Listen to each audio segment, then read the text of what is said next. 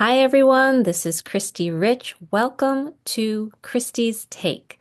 So, if you are not aware, season 2 of Holistic Me TV just launched last Saturday.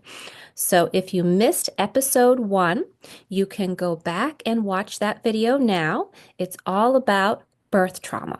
In this video for Khristee's Take, I will be going into the subject a little bit more in depth and sharing more from my experience with writing my book series.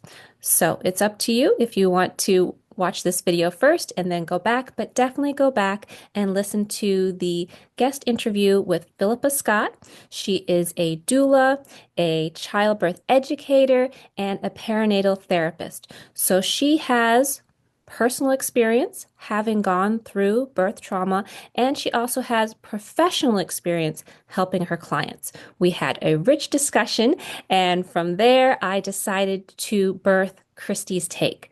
So for season 2, I'm trying something different. I am doing solo episodes. So you will get a chance to learn more about my book series before my books are launched and understand a little bit more of what I have uncovered from my interviews with mothers and childbirth experts, as well as through other research online, through PubMed and books, etc. So let's dive into today's topic, which is about birth trauma. So as Philippa mentioned in her video, there is a lot of birth trauma going on right now. It is not just in Australia, but it is all around the world. And also, there is more and more obstetric violence. So, as I mentioned in the video, in the US, obstetric violence is not talked about that much. But from people who I've interviewed, obstetric violence is being discussed more in other countries, which I find very interesting. So, obstetric violence can be many different things. It can be being yelled at by medical personnel. It can being given medication without your consent. All of a sudden, they're giving you the epidural. You didn't ask for it. All of a sudden, they're doing the episiotomy without okaying that with you. Cervical checks without your consent, etc. This is all considered obstetric violence. Okay, so we have body autonomy. We should have say yes or no what's being done with our body, and it's not always happening during birth. And this can be very traumatic for women. So, the obstetric violence is a trauma. Also, medications can cause a trauma. So, medications have side effects. And this is something that a lot of women are not aware of, is that they may be offered medication during birth, and that medication may have a side effect that they were not informed about. And then they're also perhaps not informed of the cascade of interventions. So, what is the cascade of interventions? This cascade of interventions is when you have an intervention, and then because of that, then you need another intervention and another one. So it becomes this domino effect, this cascade where it doesn't stop until oftentimes it ends in emergency C-section.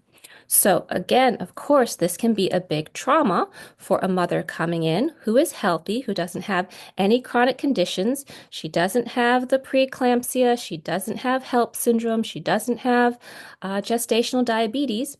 And then the cascade of interventions happens, and before she knows it, she's being wheeled in for emergency C-section when she just wanted a non-medicated birth. Okay, so it's very important that women are aware of what the side effects are for medications. I will be going into great detail about this in book 1, but just to give some examples, epidurals can lower your blood pressure. Artificial oxytocin, which may be called different things in different countries, Pitocin in the US, Syntocinon in other parts of the world, such as Europe and Australia. This can raise your blood pressure. So if you already have high blood pressure, if you already have gestational hypertension, or you already have preeclampsia, and then you're being given a medication which raises your blood pressure, you can see how this can escalate and cause birth complications and birth trauma. So it's very important for you, if you are a mom to be, that you are informed about the side effects, the potential side effects of all of the medications.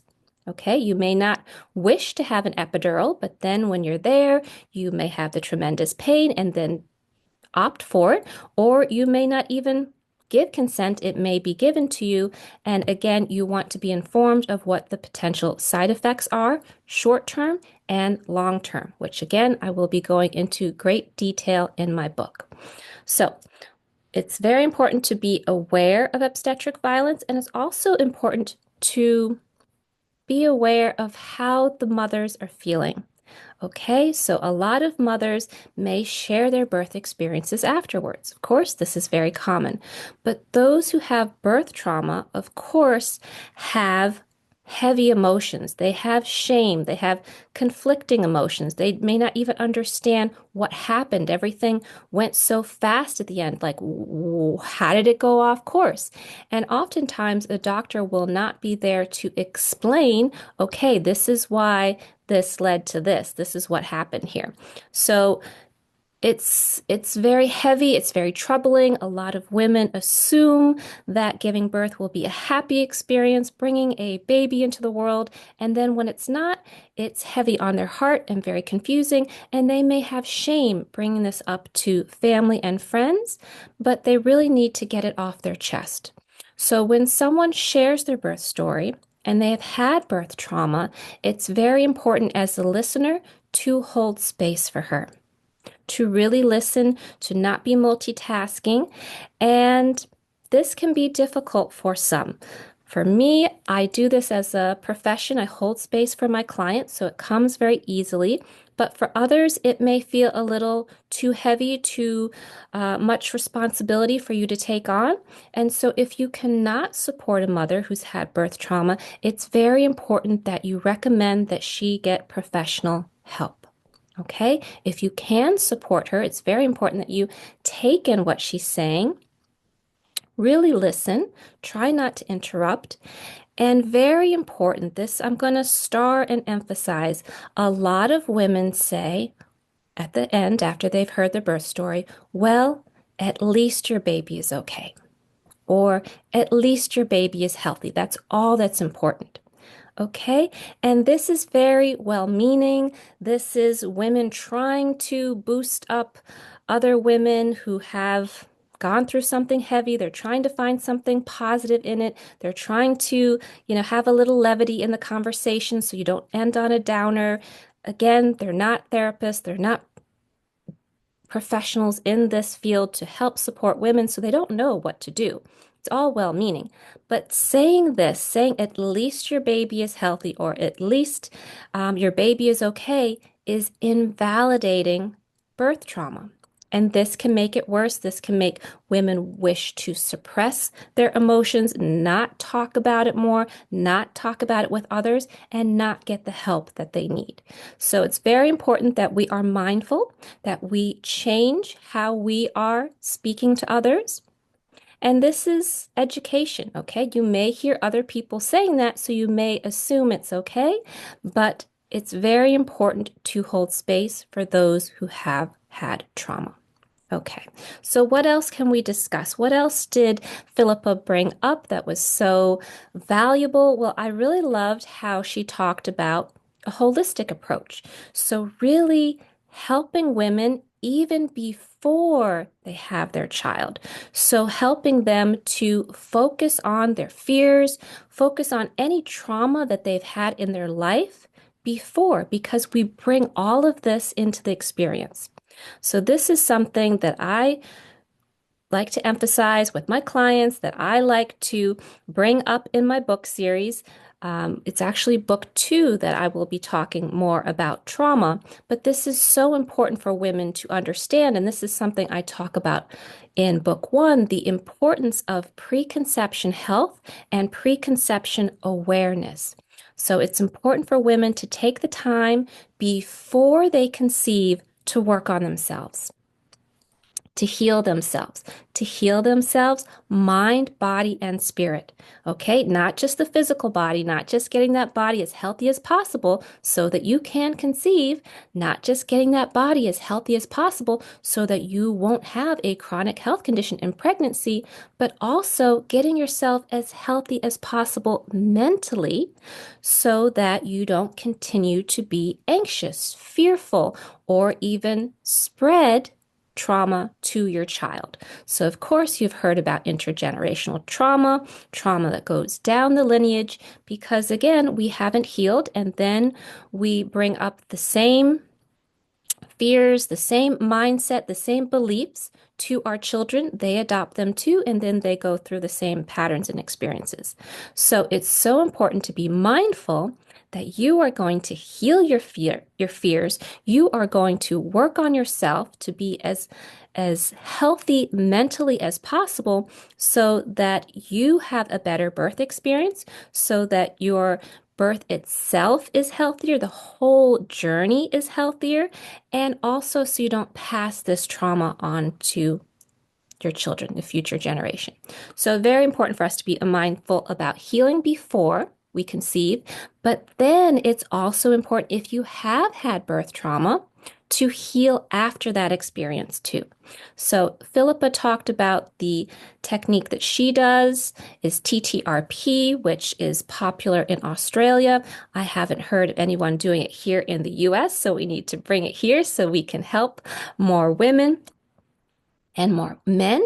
Of course, men also are affected by what women go through in birth. If there is birth trauma and they are a witness to it and they feel like, I'm out of control, I wasn't able to help her, now I feel so bad, I feel so guilty, they may need to heal from that too. So this is something that is not being talked about very much. It's starting to become more of a conversation that women have birth trauma and they need to heal from that. But I have not heard many people besides Philippa talking about how important it is for men to heal too. Okay, so if you know any men out there who have supported their wives or their partners and did witness birth trauma, encourage them to get help too. And there's many different ways to do so. So Philippa mentioned TTRP. I am a Reiki practitioner. So Reiki is universal life force energy that we send from our hands to the client. We can do it in person. We can do it virtually. It heals all the organs. It balances all the major chakras. It clears your aura. You set the intention of what you wish to heal. It's very powerful and very gentle. You can even do it without touching the client, okay? It's amazing. And of course, there's hypnosis, there's traditional therapy. There are so many types of therapies to help you to heal. So find the one that's right for you. It may even be acupuncture if you like to lay down on a massage table.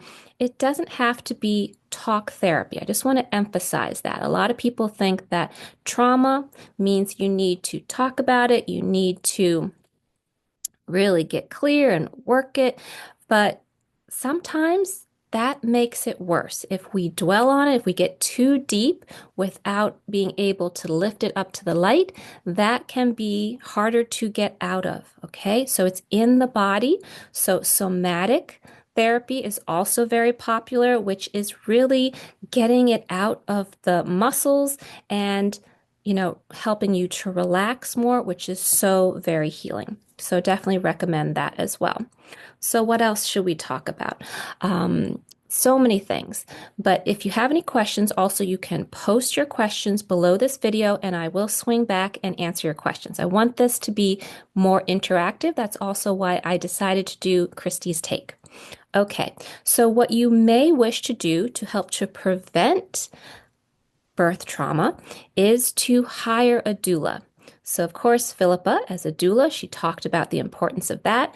And this can be helping you in pregnancy. This can be helping you at the birth. This can be helping you postpartum as well.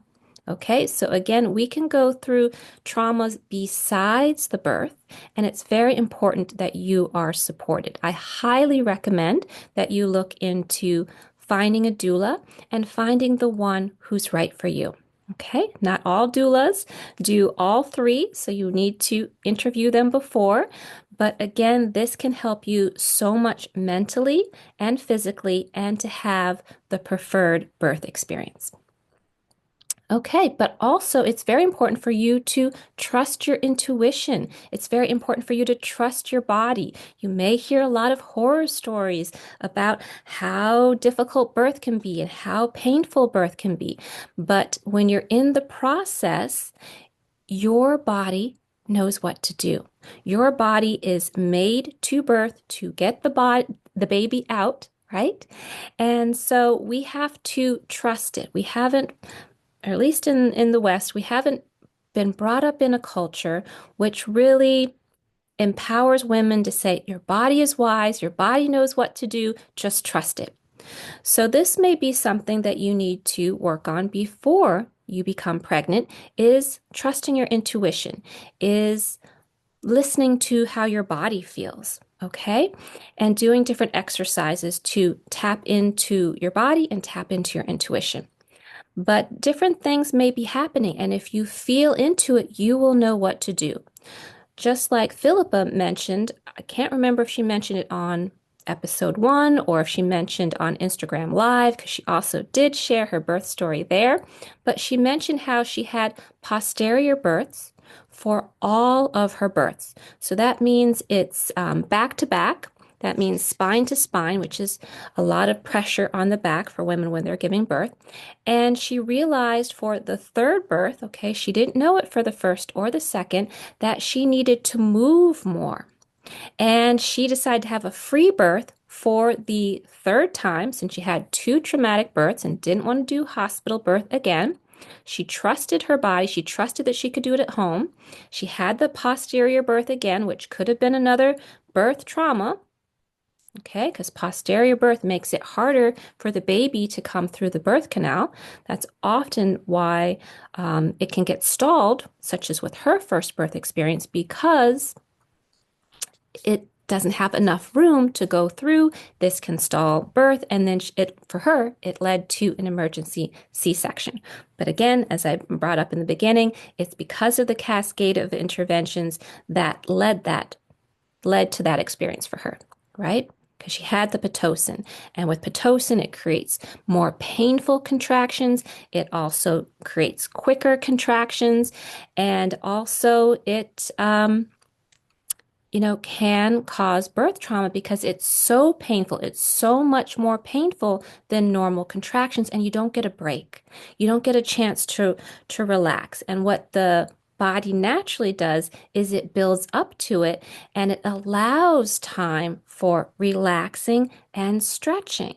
And because the artificial oxytocin doesn't allow you to relax and to stretch, this is also why, again, another side effect, it can lead to tears. Okay, so this again can be more traumatic for women. So it's very important again to know the side effects. It's very important to know about inductions and how your body's not ready. Your baby's not ready, but you are being forced to give birth as soon as possible. So again, it's understandable that this can lead to trauma. So what else? Again, I mentioned about obstetric violence and how a lot of fear tactics are used by doctors and nurses, so it's something to be aware of. It's also very important for us to accept responsibility, and this is something that's very hard. If you have gone through trauma, you feel vulnerable. You may feel like protecting yourself. You may feel like something happened to you. How could that happen to you? You feel like a victim. But in order to truly heal from the experience, you do need to take responsibility. You do need to learn from that experience, and this will empower you.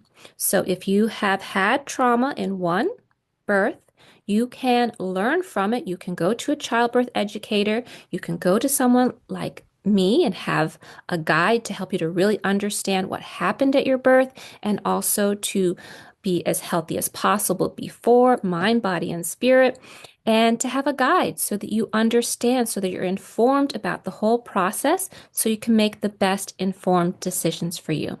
Okay, so it's very important for women to be empowered, but in order to do so, we have to prepare ahead of time and we have to have the right information so that we can make decisions. Okay, so you can improve other birth experiences. Every birth is different. Okay, again, I want to highlight, star this, that even if you had one experience, even if you had an emergency C-section or trauma, etc., at your first birth, it doesn't mean the same thing is going to happen your second or your third or your fourth. Every birth experience is different. Okay. So, also want to bring up something that Philippa brought up that I believe isn't talked about that much, and that is maternal suicide. So, she mentioned that a lot of women, more and more, are becoming suicidal after giving birth. And this again can be related to birth trauma. So they have experienced medical gaslighting, they were disempowered, they experienced obstetric violence, either physically or mentally or psychologically. And this is right at a time when a woman is changing. She's becoming a mother. She's becoming a different person. And now she's got to take care of a baby. Her life is completely changing. And she's just had this traumatic experience.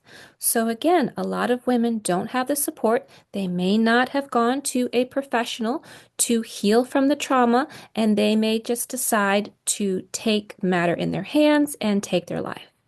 So, this is very, very important for all of us to be aware of. We need to check on our loved ones, okay? And we need to be aware that this can happen, that women can become so disempowered that they may seek out suicide. And this, again, is rising around the world. From my research, I have seen that Japan, United Kingdom, and Ireland have the highest rates of maternal suicide. So we need to, again, be preventive, use preventative care so we can help these women, so we can inform them about birth, so we can inform them about postpartum, let them know how they can be supported postpartum during the birth, even before the birth, and go over their fears. Okay? And even heal their trauma from before, which can splash out into the birth if it's not healed. All right, so I think we have covered a lot of topics. Another topic that Philippa mentioned on episode 1 was that in Australia, they have been trying to fight obstetric violence, taking it all the way to Parliament. Okay, so I believe this is very important. It's very important for us to be proactive. It's very important for us to stand up for what we believe in, and our voices matter, especially if we can collectively come together as a group and show how important these issues are. There's a lot of issues going on right now in the United States that are women's issues, and women are being affected by changes of law, changes of acts, and this is affecting their health, this is affecting their reproductive rights, and so I really encourage all of you to stand up for what you believe in. If you believe there's injustice, if you believe things need to change, then take it to your representatives, take it to government, and help to create change. Because, as I mentioned, obstetric violence is not something that's just happening in Australia. It's happening all around the world.